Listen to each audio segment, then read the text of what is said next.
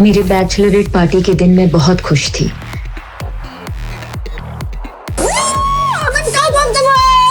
तो एक सेलिब्रेशन तो बनता है बेटा।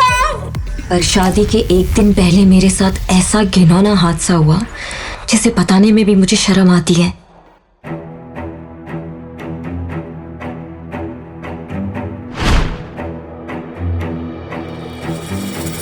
किसी ने मेरी ड्रिंक में नशीली दवाई डाल दी और बेहोश करके होटल रूम में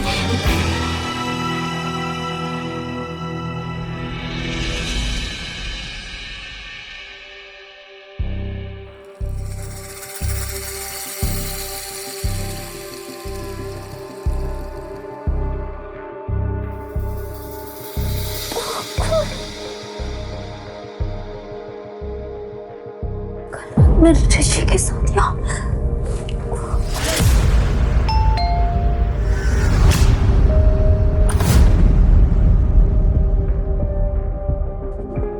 ऋषि, तुम बाहर कब गए?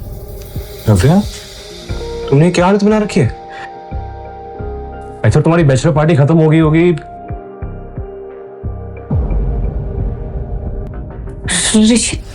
ऋषि मेरी बात सुनो। Don't you dare! अपनी जुबान से मेरा नाम भी मत लेना। ये बिस्तर, ये कपड़े, ये टाई और दारू के नशे में तुम्हारी सारी असलियत सामने आ गई। 2 दिन में हमारी शादी है और तुम कल रात को किसी और के साथ। नहीं, अब तुम्हारे साथ शादी करने का कोई मतलब नहीं।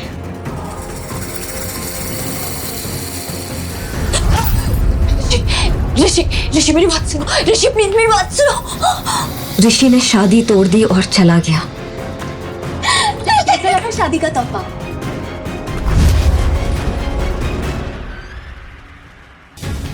पर दूल्हा बदल गया। जो ड्रिंक मैंने कल रात पी थी उसमें नशीली दवाई उसी ने मिलाई थी। इतना बड़ा धोखा किया मेरे साथ कनिका।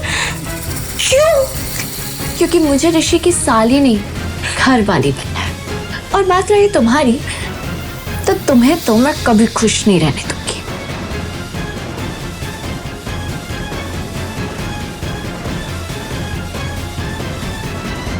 शर्म, मुझे शर्म आती है तुझे अपनी बेटी कहते हुए।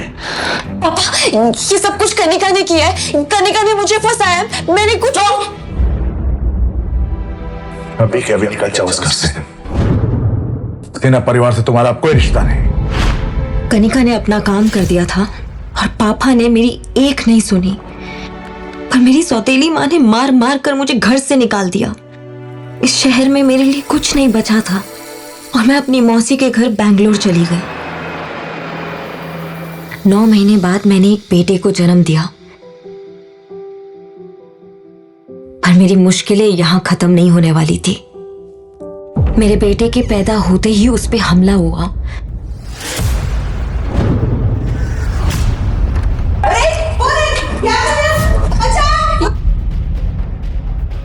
पर मौसी ने उसे बचा लिया। कौन था वो आदमी, आपको पता चला? वो आदमी कौन था ये तो नहीं पता, लेकिन वो ऐसे बड़बड़ा रहा था कि वो आपके बेटे का पिता है। इसका मतलब ये वही आदमी था जिसने उस दिन मेरे साथ होटल में। लेकिन कौन है वो?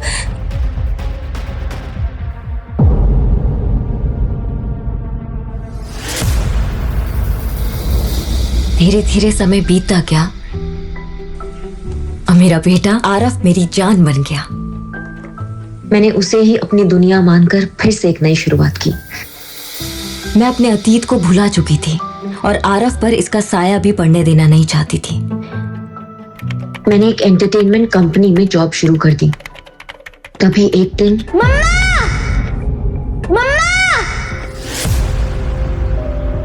जल्दी आओ। आरफ पापा मिल गए।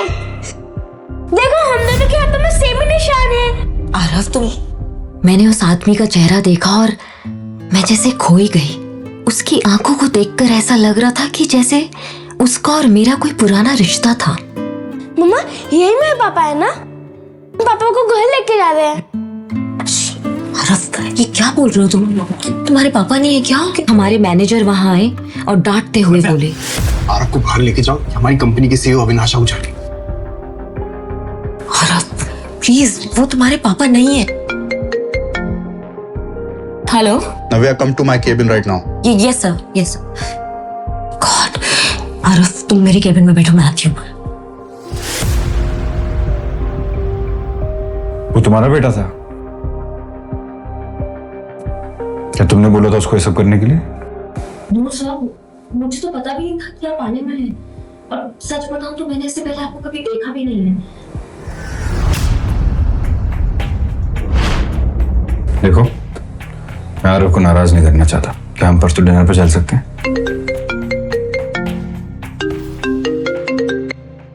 मैं ये सोचकर बहुत खुश हो रही थी कि ये मेरी जिंदगी की एक नई शुरुआत है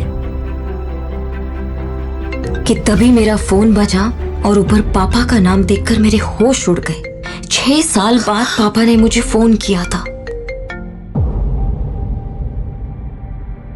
पापा वो बहुत बीमार थे और बस आखिरी बार मुझे देखना चाहते थे।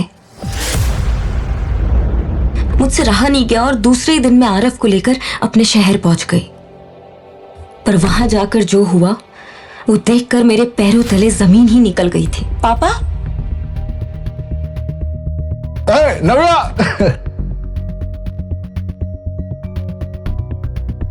आपने तो कहा था आपकी तबीयत खराब। अरे मैंने मजाक किया था। तुम्हारी सौतेली बहन कनिका की एंगेजमेंट है, इसलिए तुम्हें बुलाया। और उसके साथ साथ तुम्हारे लिए भी एक तोहफा है? आओ आओ आओ, कौन? बैठो, हैव समथिंग। मैं 1 मिनट में आया।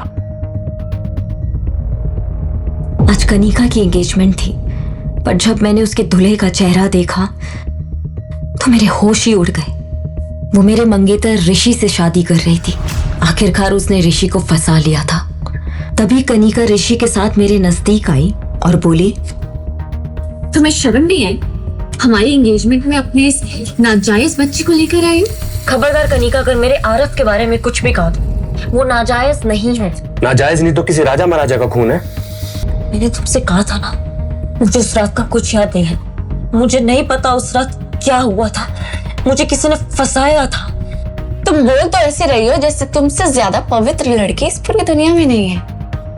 पता है ऋषि, मैंने सुना है कि बैंगलोर में अपना खुद का घर खरीदा है। अब सोचो कितने अमीर लड़के को फंसाया होगा इसने। नव्या, मैं तुम्हारी जिंदगी सुधारने की कोशिश कर रहा हूं और तुम्हारे तेवर है कि कभी नहीं होते। मैंने तुम्हारे रिश्ते की बात की है, तुमसे किसी को मिलवाना है। चलो आओ। मिस्टर अहलूवालिया,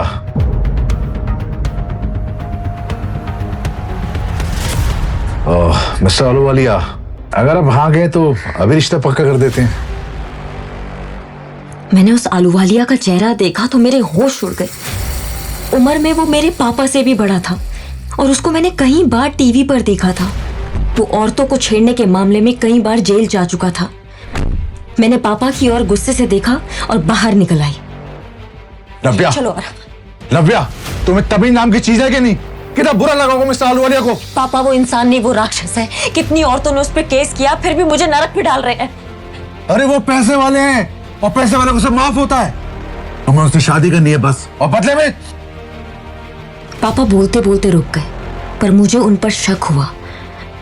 बदले में क्या पापा? बदले में तुम्हें अपनी माँ की केमिकल फैक्ट्री ऋषि के नाम करनी होगी, तभी कनिका की उससे शादी हो पाएगी। गॉड, बिल्कुल भी नहीं। वो फैक्ट्री किसी के नाम नहीं होगी मेरे जीते जी, और मैं इस बुढ़े आलूवालिया से कभी शादी नहीं करूंगी। जो ड्रिंक पापा ने मुझे ऑफर की थी उसमें नशे की गोली थी, जिसकी वजह से मैं बेहोश हो गई।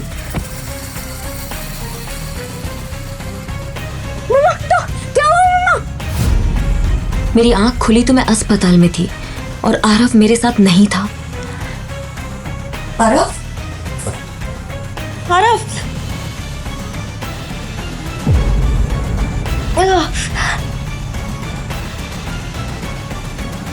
आरफ, आरफ, एक्सक्यूज मी, आपने मेरे बच्चे को देखा है क्या? छोड़ा।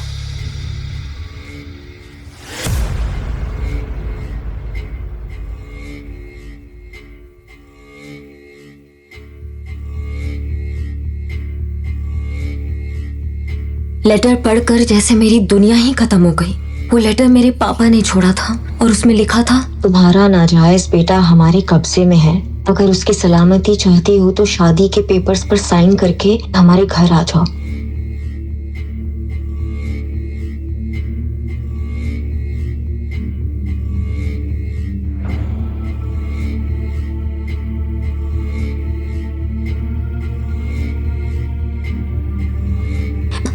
मैंने हिम्मत जुटाई, पर मैं इस शहर में किसी को नहीं जानती थी। तभी मुझे अविनाश आहूजा का ख्याल आया और मैंने उसको फोन किया।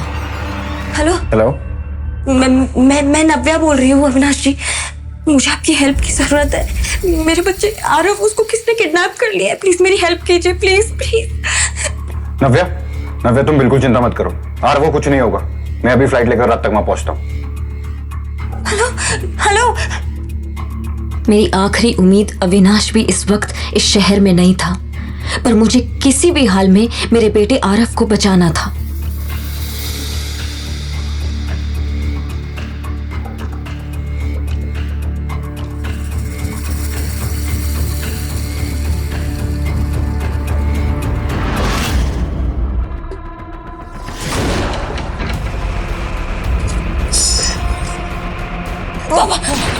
बिल्कुल भी चालाकी मत करना प्लीज, नहीं तो मेरे बेटे को बचाने के चक्कर में एक बेटी को अपने बाप पे गोली चलानी पड़ेगी। प्लीज बाबा, बिल्कुल जल्दी आओ बेटा, मामा के पास आओ, जल्दी जल्दी आओ, जल्दी आओ।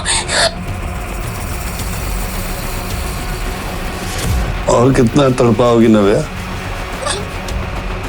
मैं तो तुम्हें महारानी बना कर रखना चाहता, मगर अगर तुम कैदी बनकर रहना चाहती हो तो कैदी बनाकर रख लेगी। मेरी दोनों ओर खतरा मंडरा रहा था, पर आरव के लिए सब कुछ जायज था, इसलिए मुझे मजबूरन आलूवालिया से शादी करने के लिए मैरिज पेपर्स पर साइन करना पड़ा। अब आरव से मुलाकात होगी। वक्त भी कितना जल्दी बदलता है ना नव्या। 6 साल पहले तुम ऋषि के साथ थी और अब देखो तुम आलूवालिया के साथ। वैसे आलूवालिया की दूसरी बीवी कहाँ गई, किसी को कुछ नहीं पता। तुम जरा बच के रहना ना नव्या। तुम भी जरा बच के रहना करने का, क्योंकि ऋषि तुमसे शादी कर रहा है मेरी प्रॉपर्टी के लिए। कहीं उसको प्रॉपर्टी मिलने के बाद वो तुमको ना छोड़ दे। खबरदार नव्या, अगर ऋषि के खिलाफ एक शब्द भी बोला तो। सर, तुम्हें अपने बच्चे की जान की चिंता नहीं है, इसलिए इतना नाटक कर रही हो? मेरी बात ध्यान से सुन लो, आलू वाले से शादी करने में ही हम सबकी भलाई है। चलो। नहीं पापा, चलो चलो।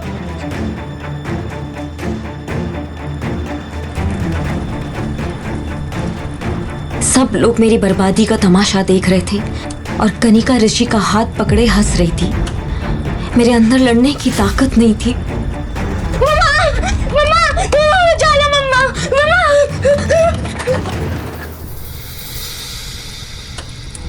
शादी के फेरे लेते हुए बस मुझे आलूवालिया की हवस भरी आंखें दिखाई दे रही थी।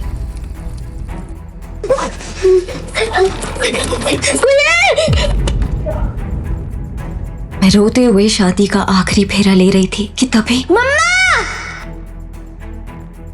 आरव!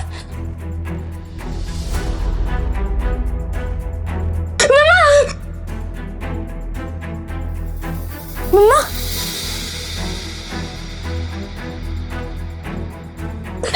तू ठीक है ना? हाँ? मम्मा, अब आपको शादी करने की जरूरत नहीं है। मुझे ये शादी नहीं करनी। ये क्या नाटक है नव्या? तुम्हारे बेटे को तुम जिंदा देखना चाहती हो या नहीं? बहुत हो गया, अब मैं आपसे बिल्कुल नहीं डरने वाली पापा, और मेरे बेटे को कोई छू भी नहीं सकता। आरव, जल्दी आओ। सब देख रहे हैं नव्या, लोग देख रहे हैं। अभी भी समझ जाओ, उन्हें बहुत भारी पड़ेगा। पहले तो मेरे बच्चे को किडनैप किया, फिर मेरी जबरदस्ती शादी करवा रहे हो, और अब अच्छा बनने का ढोंग कर रहे हो पापा। इतनी बड़ी बेइज्जती। Mister Sinha, the deal is of. Mister Ahluwalia, mister Ahluwalia, mister Ahluwalia. अरे बाप तेरा मेरी जिंदगी बनाने जा रहा था, बाप नहीं हैवान है आप, जो मेरी शादी इतने घटिया इंसान से करवाने जा रहे थे आप। अगर मैं हैवान हूं ना तो तुम मेरे को दूध में धूली नहीं हो। आप ठीक कह रहे हैं पापा, मुझे तो इससे अपनी सौतेली बहन कहते हुए भी शर्म आ रही है। आपने इतना अच्छा रिश्ता ढूंढा था और इसके तेवर तो देखो। तू और तेरा बच्चा मेरे हाथों से बचोगे नहीं। अगर किसी ने उस बच्चे को हाथ भी लगाया तो मुझसे बुरा कोई नहीं होगा।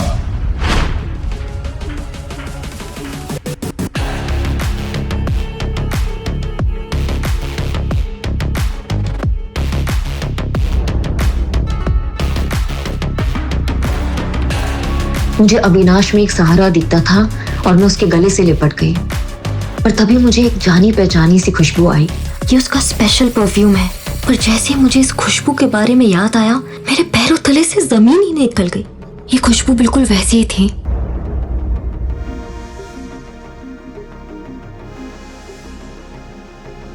नव्या, क्या तुम मुझसे शादी करोगी अभी इसी वक्त?